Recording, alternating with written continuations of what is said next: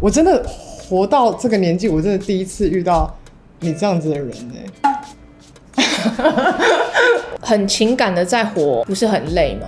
是，但是你看世界的颜色就会是非常缤纷的啊。我真的不应该这样讲，但我好希望你人生再多的遇到一些困难。哪一部戏让你哭过？那个是假的我想问4楼天堂为什么会来做这里做这个宣传？嗨，大家今天过得好吗？欢迎到理科太太。尹轩怎么了？为什么要偷笑？没有，我之前就可能1年多前开始諮商，那在那諮商之前，对于心理师我的模糊第一刻板印象，现在当然不是这样想，以前是觉得哇，他们就是坐在那边跟人家聊心事，好像蛮轻松的这样，到自己真正被諮商之后，才觉得哇，这个心理负担很重每个人竟然都抛一堆东西下去之后就走了，心理师就要很冷静的跟你这样分析，然后带你看角度。对，想要知道尹轩是怎么样去揣摩这个心理师。我其实还是有兴趣的，而且我表弟本身就是精神科医师，如果遇到类似可以做角色功课的时候，其实我还是会问问他。那因为心理咨商师他有分很多种嘛，4楼天堂里面张琪的角色是比较偏向灵性疗愈的方向，他相信各种方式只要能够对个案有所帮助的话，其实都是一个方法。我也是比较对所谓灵性方面的东西有时候会有一点兴趣，会想要接触。像戏里面也有提到的家族排列，我觉得这个也是蛮有趣，我自己没有做过的家族排列。对，这个让大家上网自己搜寻，因为它其实是一个还蛮有趣的一种形式，但它绝对不是一种所谓正规的有经过研究实验出来的一种方法，所以我才会喜欢习惯性的问人家星座，因为星座问完之后，它可能有时候会带给我一种第一个刻板印象的安全感。我们刚刚一来，尹轩就问我星座，有的时候相信星座会让你心情变好，就像你唱完一首歌会让你心情变好而已，它就是一种方法。那其实大家有什么好管的，就是不要管太多。其实我之前有人就说你不是讲科学的吗？为什么会相信星座或什么的？就是之前有访问过唐老师嘛，我就觉得听听看嘛，我喜欢听故事，听了如果能让我心里好一点，比较安全感一点，对未来会觉得有希望一点，那有什么不好的？也没有去伤害任何人啊。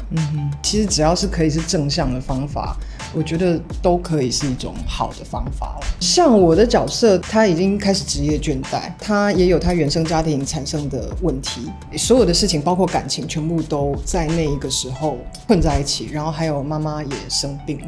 推拿师跟諮商师遇在一起的时候，我觉得这中间的对话还是有一些也不算辩证，但是还蛮有趣的。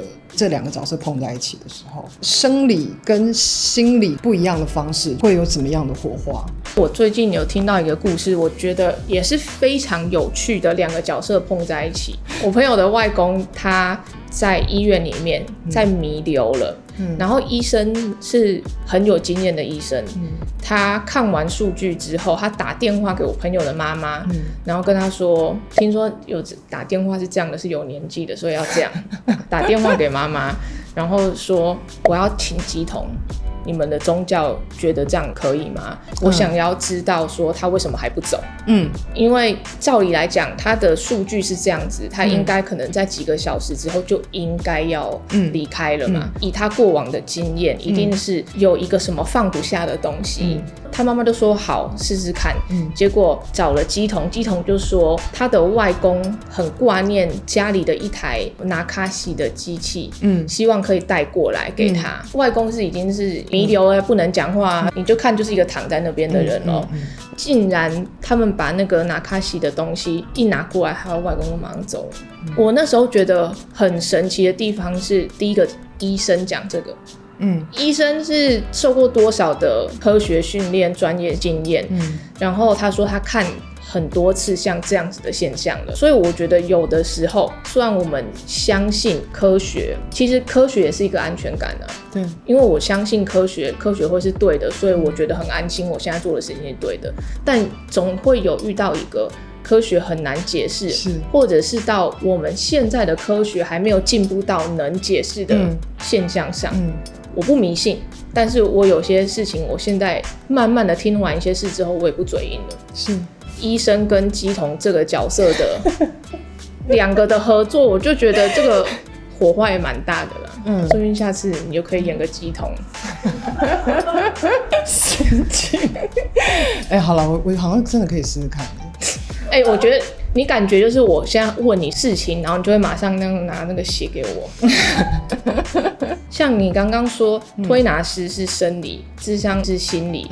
今天是个剧场工作者，我们的信仰其实很难把这个东西拆开。身体就是我们的工具，所以随时随地我们在舞台上都是要去感觉所谓氛围这件事。那你今天的状况好或不好，其实你会有很明确的感知。所以演员啊，是都很知道自己身体状况吗？如果是戏剧剧场体系出来的话，我们一定是要经历过那个练习的，感觉自己身体的练习吗？是，先从暖身开始嘛，然后暖身你就会知道说，你身体的不要讲。暖身不一定是体操，我又不熟这一块。就是你会开始知道说你今天的哪一个关节其实是不对劲的，然后你要怎么样去感觉为什么那个关节今天会不舒服，可能是昨天怎么样，或它其实一直都在，但是你从来没有去关心为什么我的脖子一直是不舒服的。然后接下来慢慢的，等你开始理解你的身体之后，很多的事情包括我们要学会怎么去触碰别人，感觉别人怎么触碰你，因为这些东西都是跟人的交流有关。我觉得所有的演员应该都会对于灵性或諮商这些事情是会有一些认同性的，因为他在讨论的不只是身体，他还有跟心理。那諮商感觉上他好像都是比较从外在理性去切入，但演员比较多，让人家就会觉得说你是会比较是从情绪或者是第一人去切入。是不是走到这里很无聊？不会啊，我觉得超好听的。谁平常听得到演员的关节的事情？諮商师问我说，有一个情绪上来的时候，你觉得身体有什么感觉？我顶多能感受到我没有在呼吸。所以我很羡慕那些很能知道自己的身体，因为我现在有点还在分离。我其实是一个蛮潜水的观众，我一直都有在看那样子，然后我有一个我想象中的你，跟我现在看到的你其实是有一点落差的。不能比较好看吗？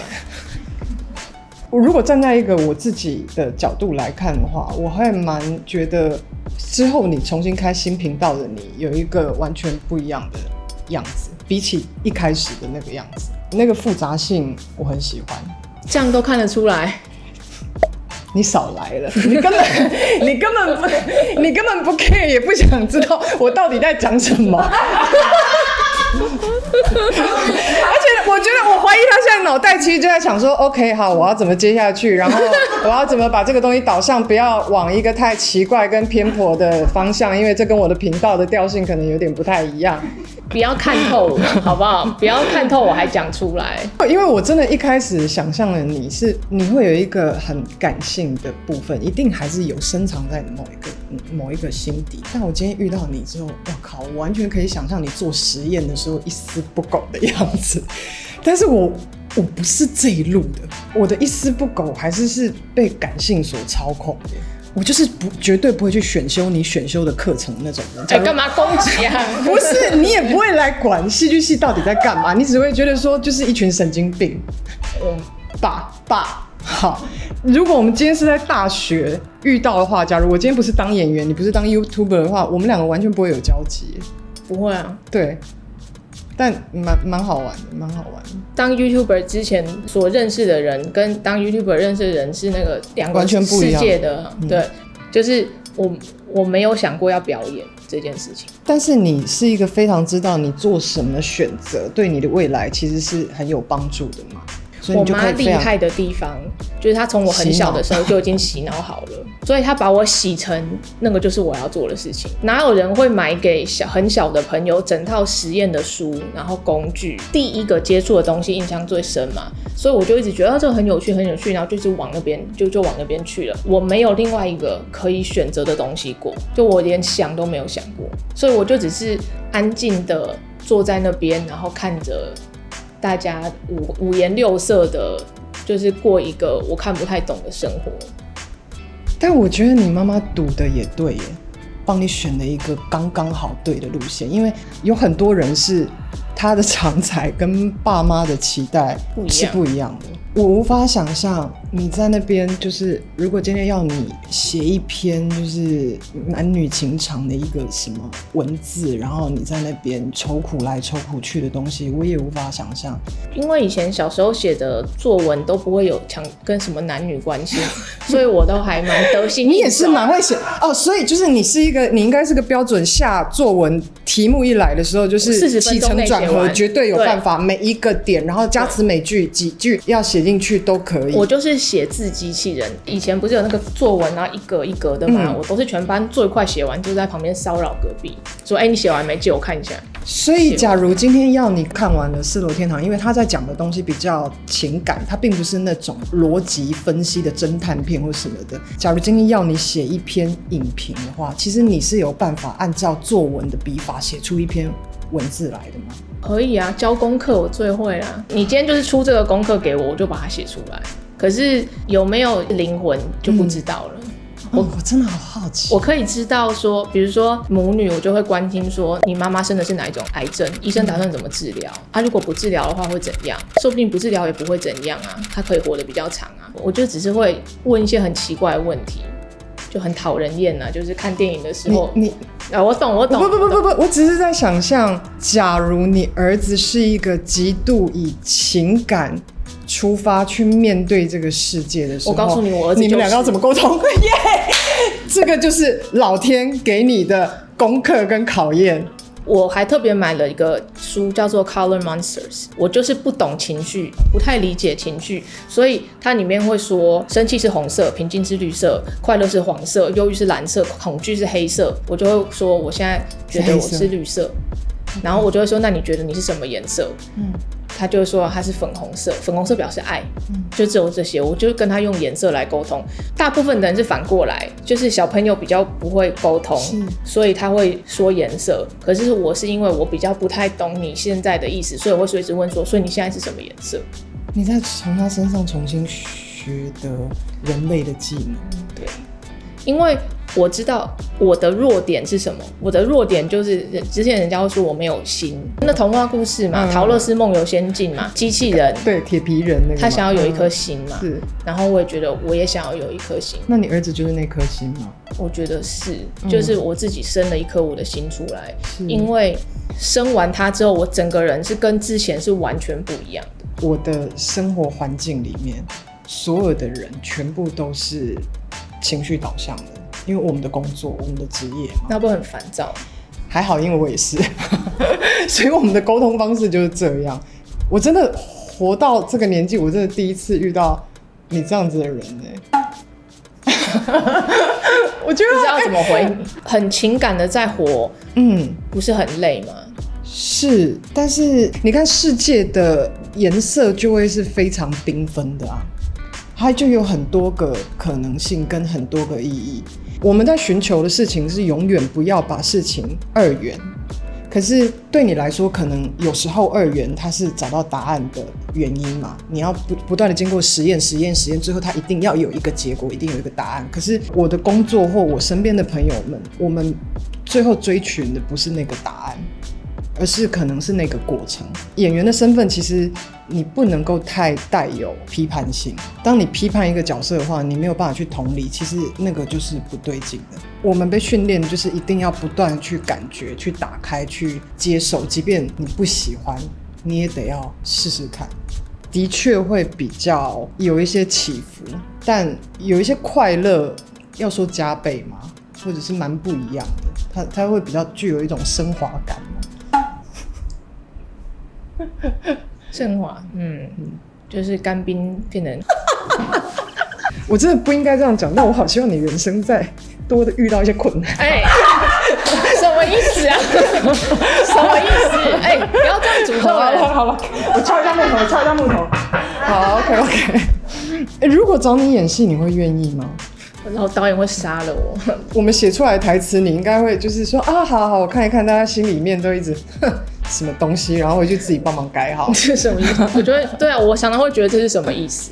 你的情绪是那种这什么东西，或者是这什么东西？没有，我不会，因为这样太累了。哪一部戏让你哭过？其实我觉得电影里面演的都是假的，不是真的，从来没有。都是假的。玩具总动员你没有？那个没有，我从小到大看那部气球屋的那个 Up， 对，老人的嘛，对，你没有。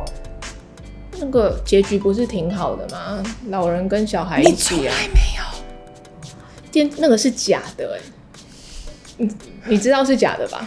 我想问，等下，我想问4楼天堂为什么会来做这里做这个宣传？因为他会告诉观众说，就是好，那我们讲到这里之后，就是其实这部戏就是假的。对，大家也不用太认真的去看。对，没有，就是我相信大家看4楼的天堂会知道说，每个人身上都有一个不同的问题，一个跨不去的东西，可以需要别人帮他解开。那大家就像你在看寓言故事的时候，你也知道那是假的啊，可是你就是可以里面得到一些好像懂了什么一样。我在看是这样子在看的。你没有看过电影哭过，到现在还在那一题。我比较喜欢喜剧啦，有什么好哭的？到底有什么好哭？那我可以问一下，我阿嬷过世我都没哭了。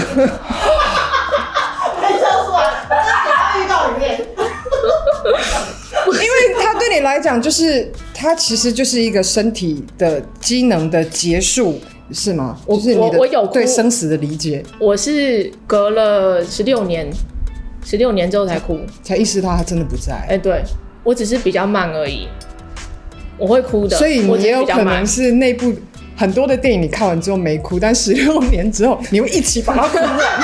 很有可能啊，很有可能。有啦，我会觉得我真的那个狗，比如说有电影有狗死掉了，我觉得好可怜啊。可是狗的寿命本来就比较短啊，不然我要怎样？那你有没有想过，今天儿子做什么事情真的会让你气到哭，或开心到哭？他今天要结婚了，或者是娶谁啊？想太远了，是不是？等一下，不会，我这辈子没有什么开心到哭过，我也没有什么那么开心的事情过。你就算给我中了乐透了，我也觉得也不就这样。就脸在笑。没有，他笑的原因是因为他实际得到那个数字，跟他可以花用的那个行为而已。他笑应该不是啊，随便。哎呦，我们很适合当那个4楼的天堂里面的其中一集，就是自己觉得自己没问题，旁边的人一直觉得他不是正常的。我今天来可以告诉大家，他是 AI 机器人。我是假的，我是假的。我真的今天就是会觉得说，我很多事情其实都是画面出发。或者是感觉出发，我甚至连在做角色功课，有时候我都是先透过画面跟感觉，我去找到那个文字或词汇来对应，我是这种的。可是我发现你真的跟我在面对生活或甚至工作的方式，我们是完全蛮截然不同的人。因为我就没有办法像你，就是比方说很快的找到一个主题，或者是非常有逻辑的去分析。这是我最大的问题啊！諮商師會不斷的提醒我說，不一定是這樣子而已，也不一定你一定要這樣子，或一定不要這樣子。然後我就說，是哦，那要怎樣？非黑即白這個東西一直是我自己需要克服的東西。因為在做實驗的時候，你不是要先有個假說嗎？至少我覺得這件事情可行，它不可行，我可以把它劃掉。是，劃掉也是一個我覺得有在前進的事情。我知道，我覺得最大的不一樣是因為我會希望我的人生一直在前進，可是感受是要停下來的。好，我們今天就謝謝你。完了，我不會這樣得。大家記得去看哦，《4樓天堂》好不好？4樓天堂很好看哦，很療癒哦。我們剛剛飾演了一段心理師對於難搞的病人是要怎麼處理的。4樓的天堂有更詳細的案例分享啊，都不是真的哦。真的都不是真的，只是演戲而已。對，所以哭的話我不知道，有些人比較容易哭，有些人比較不容易哭，所以有哭要記得擦掉哦，不然不然有点浪费身体，还要再去补水。对，你要记得哭的话喝一下水。那今天就这样啦，如果你喜欢我影片，欢迎请帮我在留言分享。如果还没订阅的话，请帮我订阅一下。谢谢收看，我们下次看，下次见。